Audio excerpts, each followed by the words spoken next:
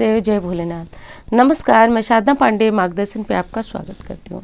दोस्तों, घर में आसान विधि से तुलसी विवाह का आयोजन किस प्रकार करेंगे, कैसे कर सकते हैं आप तुलसी विवाह, वो सारी विधि मैं आज आपको बताऊंगी। देखिए, तुलसी जी का विवाह जो है ब्राह्मण को बुलाकर कराना अति श्रेष्ठ होता है, लेकिन हमारे पास क्या समस्या होती है कि हम ब्राह्मण को बुला नहीं पाते हैं और घर में आसान विधि से कैसे करें। तो सबसे पहली चीज़ तो ये देख लीजिए आप कि इस तरह से आप एक लकड़ी की कोई चौकी हो, पाटा हो, जो भी हो, इस तरह से आप व्यवस्था कर लें। अब बारी आती है कि देखिए ये तुलसी माँ है और हमारा गमला जो कि कलर है, तो आपका गमला भी यदि किसी तरह का कलर है तो कर लें, और नहीं है तो आप उसको किसी तरह से रंग लें, लाल रंग से, पीले रंग से बस रंग ले। थोड़ा सा उनके विवाह का आयोजन करना है तो ये गमला जो है वो रंग ले। दूसरी चीज़ कि देखिए यहाँ पे आपको शालिग्राम जी को बैठाना है। यदि घर में शालिग्राम जी नहीं है, देखिए मेरे पास थे लेकिन बहुत ज़्यादा आप लोगों का प्रश्न आ रहा था कि शालिग्राम जी नहीं है, भगवान विष्णु की फ़ोटो है, लड्डू गोपाल की फ़ोटो है, तो हम क्या करें। तो देखिए इसी प्रकार भगवान नारायण की किसी भी स्वरूप का फ़ोटो वो आपको इस तरह से रख लेना है। अब आपको ये सारी जो व्यवस्था है वो करने के बाद यहाँ ध्यान दीजिए, ये गणेश जी हैं, प्रथम पूज्य गणेश जी हैं। जब विवाह की बात हो तो गणेश जी को याद न किया जाए। विवाह क्या, कोई भी शुभ काम हो गणेश जी को याद करना बनता है। उनकी पूजन के बिना कोई भी शुभ कार्य प्रारंभ नहीं होता है। सबसे ज़्यादा आपका सवाल यही था कि हम कैसे बैठाएं भगवान को। तो एक चीज़ आप स्पष्ट समझिए कि आप भगवान नारायण के किसी भी स्वरूप को आप यहाँ स्थान दे सकते हैं। अब बारी आती है, कुछ लोग कलश रखना नहीं चाहते। अब आप बताइए, कलश रखने में तो कोई भारी काम है नहीं। कलश में डालने के लिए ये हल्दी है, सिक्का है और सुपारी है, तो ये चीज़ें डाल दें। यदि दुर्वा मिलता है तो वो भी डाल दें। ये पंच पल्लव हैं, यानी कि 5 आम की पत्तियाँ ले लें, 5 अशोक के पत्ते ले लें और इसको इसमें डाल दें। जैसा कि कार्तिक मास में मैं आपको लगातार बताती जा रही हूँ कि यदि कोई भी पूजा पाठ आप करते हैं तो वहाँ पे दीप कलश रखना श्रेष्ठ माना जाता है। तो यहाँ पे कोई पूर्ण पात्र रखते हैं। पूर्ण पात्र का मतलब हुआ कि जैसे कि चावल आप भर के रख सकते हैं, गेहूँ भर के रख सकते हैं, कुछ भी भर के रख सकते हैं। तो ये काम आप कर लें।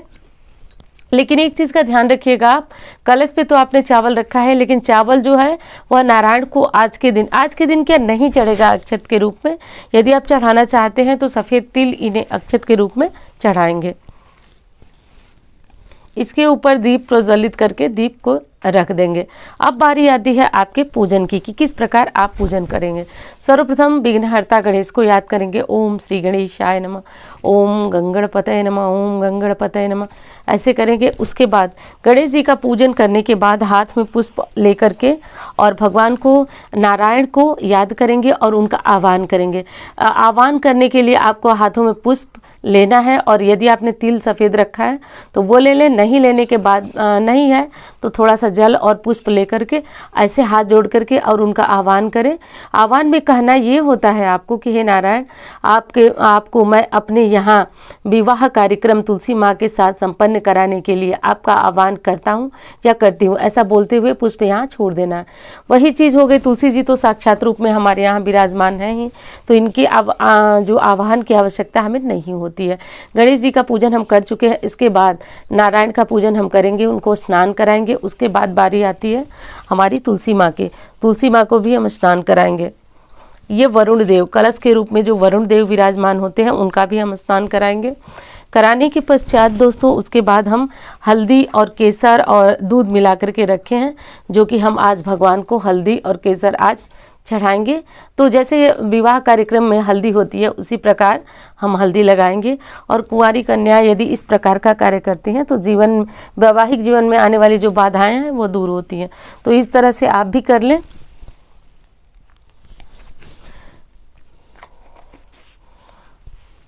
उसके बाद भगवान को पुष्प समर्पित करेंगे।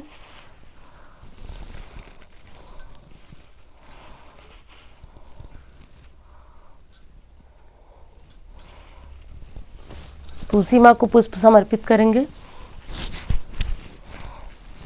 अब एक काम और आपको कर लेना है कि ये सारी चीज़ें करने के बाद जो है तुलसी जी का आपको विधि विधान से जो भी सामग्री आप उनके श्रृंगार के लिए लाए हैं वो श्रृंगार सामग्री आप उन्हें पहनाएंगे। जैसे कि मेरी तुलसी माँ आप देख रहे हैं बहुत छोटी हैं और वो इस प्रकार के किसी भी चीज़ का भार सहन नहीं कर पाएंगी।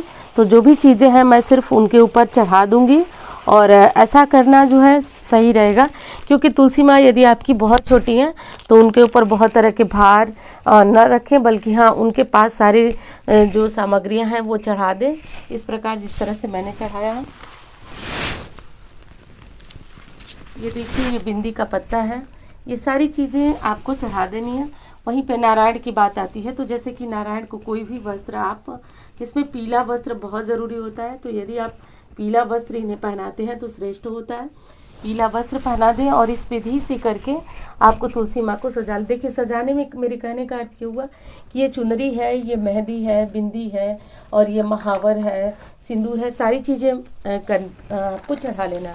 अब बारी आती है आपको धूप बत्ती या कुछ भी सुगंधित जो चीज़ें हैं वो यहाँ पे प्रज्वलित करें। धूप बत्ती, अगरबत्ती, जो भी चीज़ें, हाँ अगरबत्ती जो भी आप जलाएं उसमें ध्यान ये रखें कि उसमें जो भी बांस मिश्रित ना हो, क्योंकि हमारे हिंदू धर्म में कहा गया है कि बांस को जलाना यानी कि वंश का सर्वनाश कराता है। इसलिए आजकल बहुत सारी सुगंधित अगरबत्तियाँ आ गई हैं जो कि बांस के स्थानों पे और चीज़ों का प्रयोग यानी कि और किसी लकड़ी का प्रयोग हो रहा है। तो इस तरह से आप कर लें और सभी भगवान को जो है वो अगरबत्ती धूप बत्ती दिखा लें, क्योंकि पूजा पाठ क्या है, एक आध्यात्मिक शक्तियों का स्रोत है। उसके लिए हमें पूरे माहौल को सुगंधित, पूरे वातावरण को सुगंधित बनाना होता है।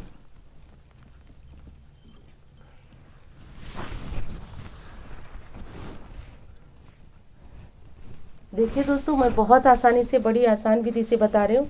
अब ये सारे काम हो जाने के बाद हम भगवान का वरमाला करेंगे। तो जो वरमाला करेंगे आप, तो वो सबसे पहले तुलसी जी से स्पर्श करा लें, और तुलसी जी से स्पर्श कराने के बाद नारायण को जो माला है वो समर्पित करेंगे।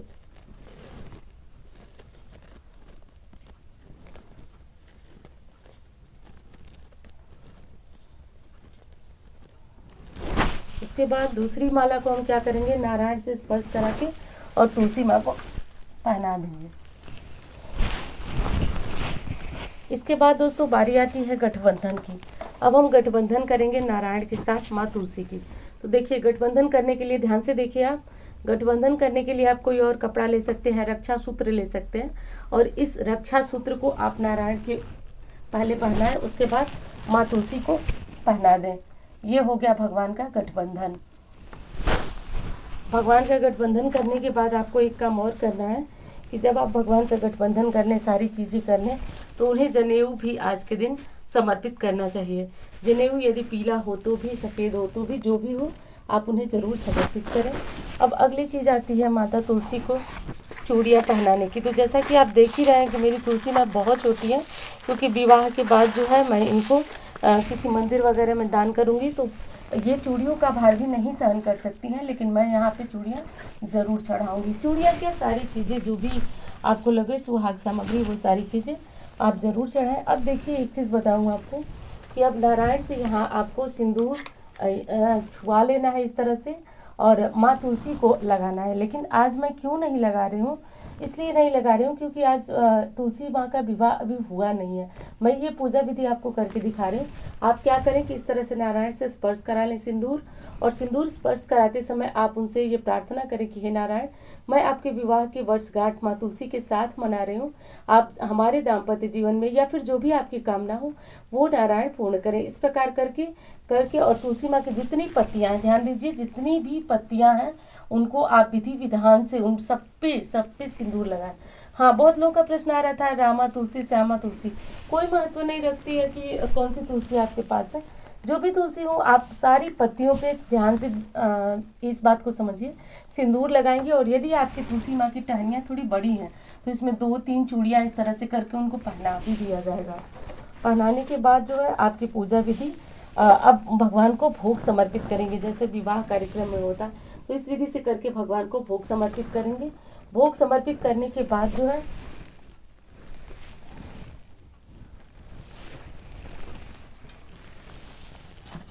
भगवान को जो भी आप रख सकते हैं, फल फूल मिठाइयाँ, जो भी आपको लगे। हाँ, कुछ स्थानों पे घर में भी बहुत अच्छे अच्छे पकवान बनते हैं, तो आपके यहाँ जो भी विधि हो उस तरह से करके आप भगवान के लिए पकवान बनाएं और पूजा पाठ अपनी करें। और देखिए, अंत में क्या करना है कि आपको इस तरह से एक पान का पत्ता ले लेना है, उसके ऊपर लौंग और इलायची रख करके और नारायण और माँ तुलसी को अंत में मुख शुद्धि के लिए ये समर्पित किया जाता है। तो ये काम भी आप कर सकते हैं। और अब इसके बाद बारी आती है कि अब आपको सारी जो पूजा विधि हो चुकी है वो आपकी संपूर्ण हो चुकी है। तो चूंकि हमने भगवान को भोग समर्पित किया है तो यहाँ पे हस्त प्रक्षालन कराना बहुत ज़रूरी है। तो हस्त प्रक्षालन भगवान का बोलते हुए हस्त प्रक्षालनम बोलते हुए भगवान का हस्त प्रक्षालन कराएं। इसके बाद अब आती है बारी आपकी आरती की। बहुत सारे लोग बोले थे पिछली बार कि दीदी आपने आरती करके नहीं दिखाया। तो आरती आप भगवान की नारायण की सबसे पहले करेंगे। और यदि विधि सुने तो सबसे पहले आप विघ्नहर्ता गणेश की आरती करेंगे, जय गणेश देवा। उसके बाद जो है आप भगवान कृष्ण की आरती करें या ओम जय जगदीश हरे ये वाली आरती करें। माँ तुलसी की, तुलसी महारानी नमो नमो, हरि की पटरानी नमो नमो, आप सभी को आती होगी। तो ये तीनों आरती जरूर गाएं। और अंत में सारे काम करने के बाद आप जो भी चाहे दक्षिणा, वो दक्षिणा आप रख लें। अब ये जो थी आपकी पूजा विधि, साधारण सी, बहुत साधारण सी पूजा विधि, परंतु संपूर्ण पूजा विधि ये आपकी है। इसके बाद अब आप क्या करेंगे कि यदि आपके यहाँ तुलसी बड़ी तुलसी है या फिर आप उनकी पूजा करते हैं, विवाह हेतु नहीं लाए हैं, तो आप उन तुलसी को सुबह जो ये सामग्री आप देख रहे हैं उनको आप हटा लेंगे और कुछ आप अपने इस्तेमाल करेंगे, कुछ ब्राह्मण को दान देंगे, कुछ घर में जो बड़ी महिलाएं हैं हमसे, हम उनको देंगे। तो इस तरह से करके ये चीज़ें सुबह हटाएंगे। इस टाइम इसी तरह जो भी चौकी है, जो भी आपने मंडप बनाया हुआ है, वो सारी चीज़ें रहने देंगे।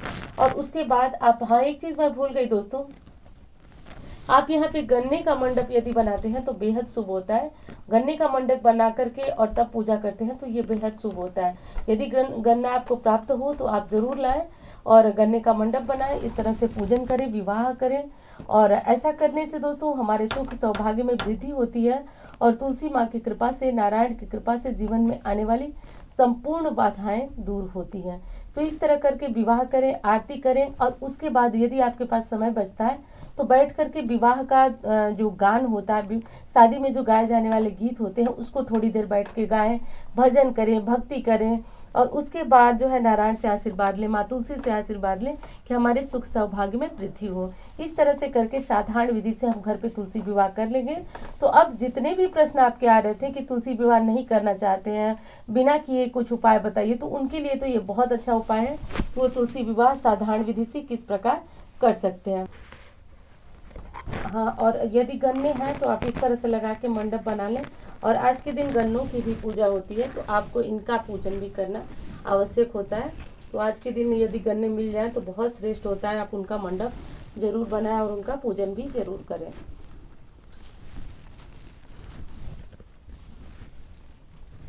और कहा जाता है कि जो भी स्त्री तुलसी विवाह करती है वो सदा सौभाग्यशाली रहती है। तो आप भी तुलसी विवाह जरूर करें।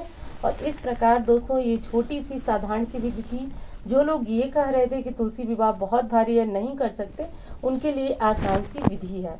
एक चीज़ और बता दूं कि आपको अब कोई भी एक फल ले लेना है, छोटा हल्का फल जैसा आपका वो हो, और थोड़े से तिल या फिर कुछ पैसे ले लेना है और ये तुलसी माँ के आंचल में बांध देना है। अब आप सोच रहे हैं कि मैं आज क्यों नहीं बांध रही हूँ, तो आज मैं एकादशी नहीं है तो इसलिए मैं आंचल नहीं भर रही हूँ। इसको बोला जाता है आंचल भरना। तो इस तरह से करके आप आंचल भी भर दे तुलसी माँ का, आरती कर लें। और ये हो गई संपूर्ण विधि जो कि शास्त्रोक्त विधि है। इस प्रकार करके आप तुलसी माँ का विवाह संपन्न कर सकते हैं। तो माता तुलसी सभी के जीवन में आनंद रखें, कुशल रखें, मंगल रखें, ऐसी कामना करती हूँ और मिलती हूँ इसी तरह के वीडियो के साथ। धन्यवाद।